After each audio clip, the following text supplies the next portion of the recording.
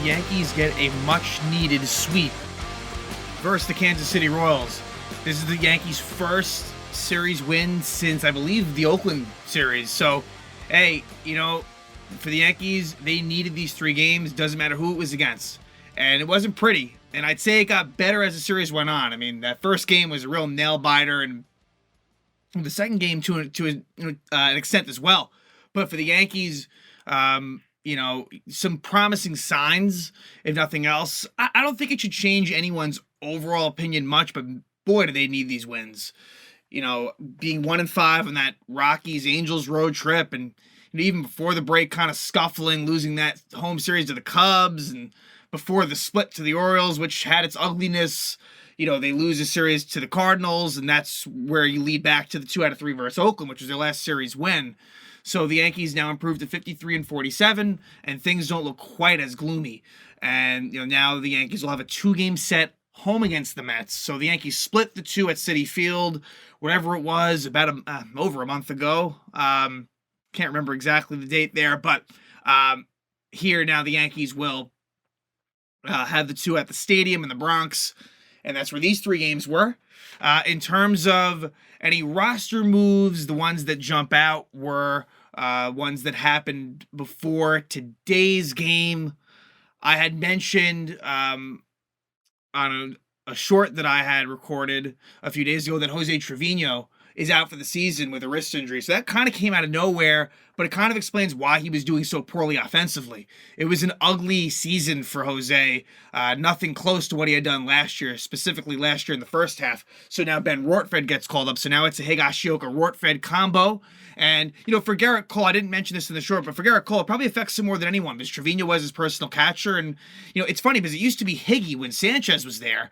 But then once Trevino came in, no more Higgy. And then Cole actually pitched to Rortvedt this weekend. So I'm not sure if that'll be a situation that continues or if it'll kind of just be dependent on the situation. But that's something to keep in mind. So you have that switch up at catcher. Trying to think if there was anything else besides that. I don't believe there was. I mean, Bader ended up returning on Sunday. He came in as a defensive replacement on Saturday and started on Sunday, so he seems like he'll be okay. And then a couple of outfield-specific moves where the Yankees send down Oswaldo Cabrera and Franchy Cordero, who was in the series. And in fact, Franchy actually homered on Friday. And they activated from the IL Jake Bauers and Greg Allen. So, it's and there's still Willie Calhoun to return as well, not including Judge, but Calhoun, will they activate him? I think that they will, but maybe not, because, Billy McKinney had a really big series in this Kansas City series, so he deserves to stay for now, for sure. And then also, Gleyber Torres got hurt at the end of this series. They call it left hip tightness. Seems like he'll be okay. Apparently, they're not doing any tests on him as of now. And apparently, Gleyber told Boone that he's feeling better already. So, something to keep an eye on. Hopefully, we'll be ready for the Mets 2-game set. But and having that day off tomorrow hopefully does the trick. But we'll see. Because obviously, Gleyber is very important and did very well this series. Someone today who was great and needed to be was Anthony Rizzo. Broke out for a 4-for-4 game, and he finally homered. It was a 45-game homerless streak, and he finally got it done. He was trying everything in the book. I mean, he had no bat. There was an at-bat, at least one in game 2, no batting gloves. He was trying everything he could, and today it's just interesting how it works, where not only does he homer, but he goes 4-for-4. So you just hope this gets him jump started. And you're seeing, look, Stanton, LeMahieu, some of these guys are getting better. But hey, it was Kansas City. Kansas City, who is now 28-73. So you got to keep that in mind as well. And it was at home, so it doesn't get much better than this, right? I mean, home versus Oakland, home versus Kansas City, those are your optimal series. And luckily, they took advantage of it. So let's get right into this 3-game set between the Kansas City Royals and the New York Yankees. So Clark Schmidt on the mound against, first name Alec, I believe Alec Marsh. Yes, Alec Marsh pitching for the Kansas City Royals. And the Yankees offense really didn't do a whole lot. They hit 3 home runs. They only had 5 hits. This was an ugly type game, but look, they're coming off of, a losing streak of 4. They just kind of needed to win in any way they could, and they did that in this one. This is the one they'll probably get into the most. Of note, because I'm looking at the lineup, Oswald Peraza had a rough series. So Peraza, after he had that really nice start, that Rocky game where he came in and that first Angel game, since then it's been fairly ugly for Oswald. So he lit off in this first game, but he did not start in game 2, and he batted lower in the lineup in game 3. Clark Schmidt on the net for the Yankees. And for Clark Schmidt, not bad. Made one pretty bad mistake to Michael Massey, who had a really nice series. And so, but for Schmidt, gave the Yankees a chance to win. Only 2 strikeouts in 5 2/3 innings, only 64 pitches. So that's kind of the crazy thing. 64 pitches, and he got pulled, but look, the Yankees got the win, and who knows what would have happened, so I'm not going to rip Boone for that, because it worked. And the Yankees bullpen was pretty heavily used in the series, but they mostly got the job done. We'll talk about, someone that didn't, but the Yankees take the lead early. In the second, it's Franchy Cordero, his 6th homer of the year, and Franchy, kind of continuing what he had done in that Angels series, that last Angel game. So, Franchy, he's one of those guys where he gets called up and he can hit a home run. He's got power, even though he was sent down before game 3. And the Yankees were desperate for offense, so much so that Franchy was playing left field. I mean, that's a tough left field, Yankee Stadium, and Franchy's not a good fielder, but he was out there. So it's 1-0 Yanks. Then things get pretty dicey. In the 4th, you get a leadoff double by Michael Garcia. Then, look, Clark, I thought the Yankees were kind of lucky to win this game in many, many ways. Really nice catch by Peraza on a lineup by Bobby Witt. And then a bad hit by pitch, MJ Melendez, on an 0-2 pitch with 2 outs in the 4th. He hits Melendez, and that leads to that 3-run homer by Michael Massey. He just simply could not put Massey away. And he had him 0-2, and then it was 1-2 eventually, some balls in there, and a 3-run homer. And you're thinking, oh, here we go again. 3-1 Kansas City. But the Yankees, a huge bottom of the 4th rally. 2-out walk by DJ LeMahieu, who really had a nice series. Then Anthony Volpe with a single, and then Billy McKinney. This was the night of Billy McKinney because he played center field and made some really nice defensive plays. I'm not sure if we'll get into those. Maybe we will, but I'm just going to say it right now. But a big 3-run homer for Billy McKinney, who had been struggling up until this point. A big 3-run homer to match the Massey homer, and there you go, 4-3. That's what they needed, and they got it. And then in the 5th, Yankees get lucky again, where Kyle Isbell gets a 1-out double to the right field corner. I think Giancarlo Stanton's defense has been not very good. I like that he's in the field just to get him active, but defensively, he's a bit of a liability for sure. And luckily, Nick Pratto, who was the runner at first, was not really running all that fast. He's not the fastest runner, and he wasn't really paying attention. That should have been, if Stanton bobbled it, he should have scored easily there. It doesn't happen. And then even worse base running by Pratto. Infield back, Michael Garcia grounds out to Volpe at short, and he stays at third, doesn't go home. I don't know why, and then Bobby Witt strikes out. So Schmidt gets out of that one. That was dicey. Then the 5th, with 2 outs after a really nice play by Bobby Witt on Rizzo. Rizzo gets robbed of a dunker hit down the left field line. Again, there was some ugly defense and also some really nice catches for both teams. Gleyber Torres homers off of the wall in right center field. His 15th homer of the year, so Gleyber keeps continuing to produce offensively. That gives the Yankees a 5-3 lead. Then Clark gives up a 2-out double to Melendez, a walk to Olivares with 2 outs, and Wandy comes on and gets the lefty Pratto to fly out. Then we jump to, let's go to the 7th. That's where McKinney makes a nice catch on Drew Waters. And that was a big play because then Isbell gets an infield single. Michael King comes on, gives up a single to Michael Garcia, but then he gets out of it as Bobby Witt grounds out. Forced play, and then Salvador Perez strikes out. So nice job by King there. And it is still a 5-3 Yankee lead. In the 8th, Tommy Kahnle comes on, and his struggles kind of continue, although he rights the ship in the series as well. Massey, his 2nd homer of the night, makes it 5-4. So now it's just a 1-run lead. And so Clay Holmes comes on in the 9th, and I did not think Clay looked good at all. At all. Drew Waters leadoff single, Isbell fly out. Then you get a steal by Waters, and it was a close play at second. Decent throw by Higgy. Decent throw, not great. But Peraza can't get the tag on. And then Michael Garcia lines out to Peraza. That was a huge, huge play. And this was an at-bat where Clay Holmes got lucky, where it should have been ball 4, it wasn't, and then they got the out, and it got crushed. And then a very interesting last play of the game. Anthony Volpe with a really nice play. It's a ground out from Witt to the shortstop hole. He's probably not going to get Witt out at first. Witt's a very fast runner, so they go for the runner at third. Waters probably, the way it turned out, should have stayed at second. He goes to third, and Volpe throws to LeMahieu. They get him out at third. Now, the original call on the field was safe, but it turns out that they reviewed it, and he was out. Great heads-up play by Volpe. Nice play in general just to make the play. And then a nice tag by LeMahieu, and that ends what was a really close game. Yankees win at 5-4. That was a nail-biter for sure. At the time, you kind of had mixed feelings. Like, on the one hand, it's like, fuck these guys. But, I'm rooting for them. I am at this point. It's way too early to throw in the towel. And so that was a big win that maybe got them going. Maybe that's the start of something. Game 2. Garrett Cole, unfortunately, does not get the win. Pitched really well again. He had 10 strikeouts in 6 3/3 innings. Like, he continues. He is in the Cy Young conversation, very much so. Fronting that conversation. Like, he really is up there. And, so we'll see how he does, though, in the next couple of months to see if he can secure that. But Cole on the mound for the Yankees. For the Royals, it was Brady Singer, who was good. The Yankees, had trouble with Singer. He pitched well, and the Yankees, luckily they got to the Royal bullpen, and that's kind of what we've seen. For the Yankees have struggled for starters. They didn't in Game 3. We'll talk about that. The Yankees really got to Jordan Lyles in Game 3. But let's talk about Game 2. Game 2, Yankees take the lead, and it's a walk by McKinney, single by Gleyber Torres, and then Rizzo double play. So the Rizzo struggles continue at that point. But Giancarlo Stanton with an RBI single. Big RBI single for Stanton, makes it 1-0 Yankees. And then the Royals tied up in the third. Nick Pratto homers down the right field line, ties it up at 1. Then the Yankees, though, that response. They take the lead back in the third. Volpe ground rule double to right.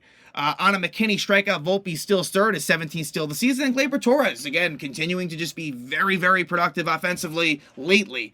And in fact, Gleyber, I think, as this series ends, is on I believe it's a 13-game hitting streak, which I think is a career high for Gleyber. So it would really be a shame if this injury really, does anything to him, taking him out or just affecting him. But Gleyber sack fly, scores Volpe, makes it 2-1 Yanks.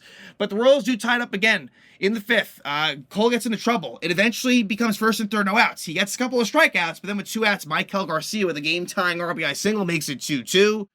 And then the Yanks, let's go to the 7th. Wandy replaces Cole, which was interesting at the time, but it worked out. Wandy gets a couple of outs there in the 7th, and then Carlos Hernandez comes on in the 7th for Singer. First batter, DJ LeMahieu homers. That was DJ's first homer in quite some time. I want to say in about 20 to 25 games, maybe 24 games. It's his first one since that homer against the Mets off of Scherzer. And LeMahieu, he got into that one. Opposite field gives the Yankees a 3-2 lead. And that would be the game-winning home run. In the 8th, Tommy Kahnle comes on, and there was a 2-out single to Bobby Witt, but he gets 2 strikeouts, and so a good job by Kahnle preserving that 1-run lead. And then in the bottom of the 8th, Austin Cox, who is a lefty, I'm almost certain, comes on for the Royals. McKinney walks, then he's still second on a Gleyber Torres strikeout. Then you get a ground out by Rizzo, and then a nice defensive play by Witt. So at this point, Rizzo's a little snake bit. And then they bring on the righty Dylan Coleman and Stanton with a really, really big 2-run homer. After Stanton had, and I skipped over this, I think Stanton earlier, in the 6th, he had a 1st and 3rd 1-out spot and struck out. So, but he didn't get that RBI single in the first inning. Stanton with a 2-run shot, his 13th homer of the year again for Stanton. It's been a lot better lately for him. You can just tell, and you could feel a big streak coming on, and maybe we're kind of in the middle of one right now a little bit. And so it makes it 5-2 Yanks. Then Clay Holmes comes on in the 9th in a 3-run game, and it got a little bit interesting. And for Clay, I can see some things turning in the wrong direction slightly. It's a 2-out single for Olivares, then a walk to Pratto, but he does strike out Drew Waters to end the game, and the Yankees secure the series victory. They win 5-2, and we head to Game 3 going for the sweep. And, like I said in the last episode, you got to get the sweep, and they get it. And they do get it. And it would be Luis Severino, who was good, not great in this game. It's funny.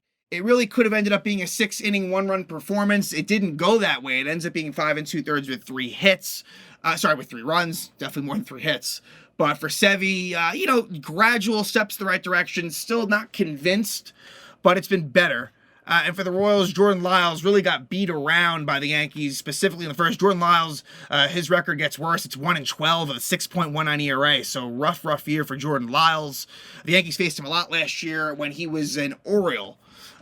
So the Yankees put up a 4 spot in the first. Not something you see too often. But Jake Bauers returns from the IL. And for Bauers, I'll talk about him in this game. I like him as a hitter. I hate him as a fielder in the outfield. I've never seen someone just not be able to catch a baseball. But offensively, I think Bauers brings a nice skill set to the lineup. He gets the leadoff single, and then Gleyber Torres does it again. It's 2-run homer for Gleyber, his 16th homer of the year, gives the Yankees 2-0 lead, but they won't stop there. Stanton single, RBI double Rizzo, which is big, makes it 3-0 Yanks. Then after a ground up by LeMahieu to get the runner over to third, Harrison Bader with an RBI single gives the Yankees a 4-0 lead, and they would take that 4-0 lead to the third, where finally Anthony Rizzo breaks the streak. He finally homers. It's his first since like May 20th against the Reds. It was over 2 months. And Rizzo gets the silent treatment in the dugout, and then they all go over him and congratulate him. Rizzo's 12th homer of the year, and boy, did he need that. And the Yankees need that. And the Yankees take a 5-0 lead in the fourth. The Royals get one back. Sal Perez goes oppo. It's the 16th homer of the year, makes it 5-1. And then in the sixth, this is where the, and you don't see it in the box score, but with one out, and that was big that there was one out. Bobby Witt is caught stealing by Higgy. And Melendez, and I had mentioned before, so I don't need to say it again, that Rortfed had caught Cole, and it went well, so that's a good sign. But anyway, in Game 3, it's a Melendez double, but Jake Bauers should have caught the ball. He gets in position, and it just goes off his glove. So the inning could have theoretically been over by this point, but with 2 outs, it's Michael Massey again. 2-run homer off of Sevy, and Sevy's day is done. So, it's kind of a big difference in terms of Sevy's final line. And so it's 5-3 Yanks, and Ian Hamilton comes on and does a nice job. And so for Ian Hamilton, I think he's, again, asserting himself as one of the better guys out of this pen. Strikes out the last batter of that 6th inning. Then at the top of the 7th, give Harrison Bader credit. Makes a really nice catch on a Nick Pratto fly out. But then Hamilton gets the next 2 outs. So Hamilton gets 4 outs and keeps the game at 5-3. And then it would be Michael King coming on in the 8th. Things got a little bit interesting. And it wasn't really his fault. An infield single. You then get a pretty hard hit 1-out single by Melendez. But then he strikes out Perez and Massey to end it in the 8th. So Michael King, who's been struggling lately, does a nice job in this series in a couple of spots. Bottom of the 8th, the Yankees tack on some more runs, which is pretty big. Rizzo single, LeMahieu walk, sack bunt Bader, intentional walk McKinney, and Peraza gets kind of lucky. He kind of cues one over to first. So now it looks like they originally they didn't give him a hit. Now they do. So it's an RBI, which it would have been either way. And the first baseman Pratto throws it to the first base direction, but the pitcher Barlow wasn't over there. So not only does Rizzo score, but LeMahieu scores as well. And then you get a Higashioka sac fly. After all that, it's 8-3 Yankees. And in the 9th, Ron Marinaccio has really been, again, there's been some good outings rarely, but Marinaccio comes on, which was good. Wandy was actually going to come in 3 days in a row, and 4 out of 5, but it never got close enough to the point where Wandy came in, so Marinaccio comes on. He gives up a couple of homers. Furman homers to lead off the 9th, and then with 2 out, Isbell. But he does end it. But for Marinaccio, again, for me, not a whole lot of trust there.